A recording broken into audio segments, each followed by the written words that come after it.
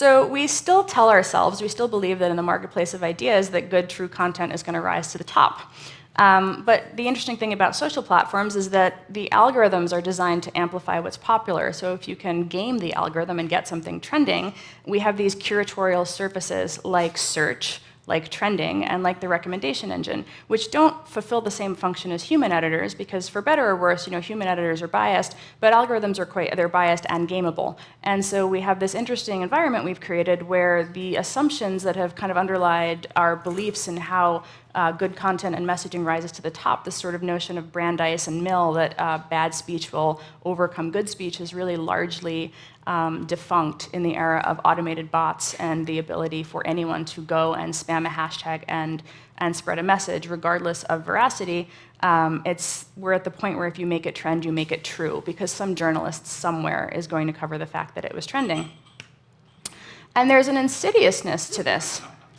Because as we've entered into this world of information glut, people are really at a loss as to what to trust, what sources are good. And so people become, in many ways, very reliant on the sort of circle of people who are nearest to them and what those people happen to share.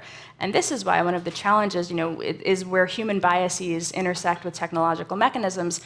There's comfort in seeing things that reflect your worldview. And so when someone shares content that is, completely false or biased or misleading, the Facebook algorithm recognizes this as a share from a trusted friend, and so it does, in fact, spread it to the rest of your feed. So if you go and you look at truther pages, you see these kind of classic tactics at play. You make a new visitor feel a sense of belonging. You reinforce their worldview. You congratulate them on being awake. They're welcomed into a group. And we kind of joke around about the fact that social networks have disrupted the market for cult leaders. And that's because propagandists need an audience. It doesn't matter how they get the audience. The only thing that matters is that the audience exists. And so on social networks, you can buy one, you can build one, or you can co-opt one. So there's a lot of different ways that you can run this playbook. Maybe you start with ads. Maybe you buy some ads, and the call to action on the ad is to like a page. And then I have you on my page. You've all liked my page. That means that Facebook is going to push you at least some of the things that I share on the page. And in fact, I can tell you to tweak a setting that makes sure that my page is the first thing you see.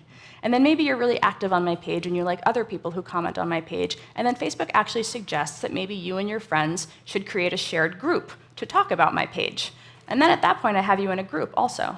And once you're in the group, that conversation is largely happening closed and in private, and so it's very difficult for people who do try to monitor the rise of unfortunate hate groups and things like that to really see what's happening in the closed groups on Facebook. It sort of has become this space where we call it the kind of radicalization engine as the groups, once you're in a certain number of these groups, Facebook tries to feed you more groups that are like them.